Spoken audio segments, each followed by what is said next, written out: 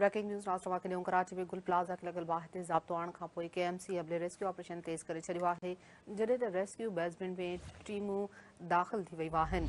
वाक़ ॿुधायूं पिया त mayor Karachi Murtaza Wahab rescue operation जी निगरानी लाइ गुल प्लाज़ा पहुची वियो आहे।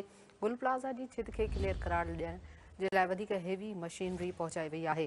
KMC अमले क्रेन ज़रिए छित ते मौजूदु गाॾियुनि खे हेठि लाहिण जो अमल शुरू करे छॾियो।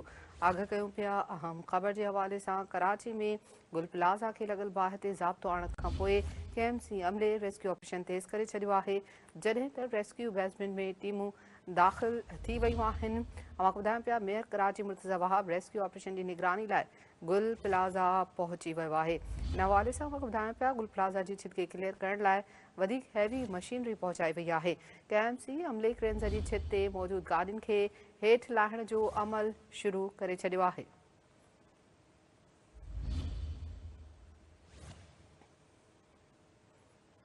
अहम ख़बर ॾियूं पिया कराची में गुल प्लाज़ा खे लॻल बाहि ते ज़ाब्तो आणण खां पोइ KMC अमले रेस्क्यू ऑपरेशन तेज़ करे छॾियो आहे।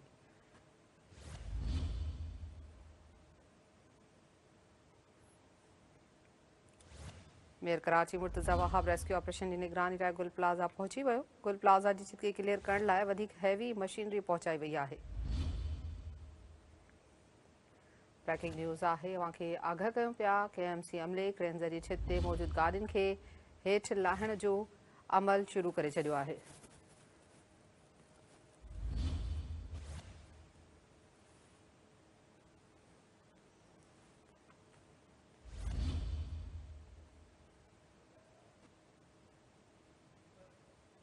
कराची में गुल प्लाज़ा खे लॻल बाहि ते ज़ाब्तो आणण खां पोइ KMC अमले रेस्क्यू ऑपरेशन तेज़ करे छॾियो आहे। तफ़सील मालूम कंदासीं हिन हवाले सां चीफ रिपोर्टर फयाज़ कुरैशी खां।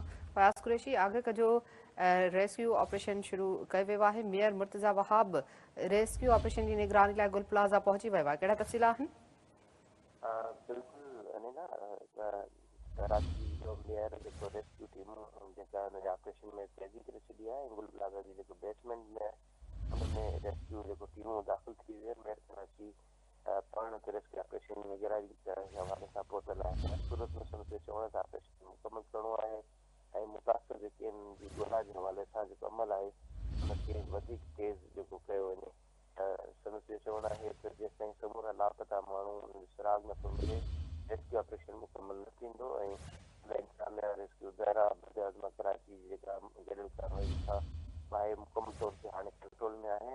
कराची FC जे तरफ़ senior director national services rescue operation जे हवाले सां मशीनरी ऐं मशीननि में जेका वाध करे हिन हवाले सां हुन हिदायतूं बि जारी कयूं ऐं रेस्क्यू टीमुनि खे टेम्परेचर हटाइण ऐं बेसमेंट जी क्लीयरेंस जे हवाले सां जेके अमल में मसरूफ़ आहिनि संदसि चवण मुतासिर हालतुनि जी हर मुमकिन मदद जेका आहे उहा उनखे जारी रखी वेंदी। अहिड़ी तरह सां जेका गुल प्लाज़ा जी छित आहे उनखे बि क्लियर करण जे हवाले सां हिदायत ॾींदे वधीक जेका हेवी मशीनरी जेका पहिरीं पहुचाई ऐं वधीक जेका तलब कई वई। अहिड़ी तरह सां अमले खे छित ते मौजूदु गाॾियुनि जे ज़रिए लाहिण, अहिड़ी तरह सां उनजी निगरानी ऐं मर्दवार गाॾियूं तयारु करण जे हवाले सां बंदोबस्तु कंदे हिन हवाले सां बि हिदायतूं जारी करे छॾियूं आहिनि।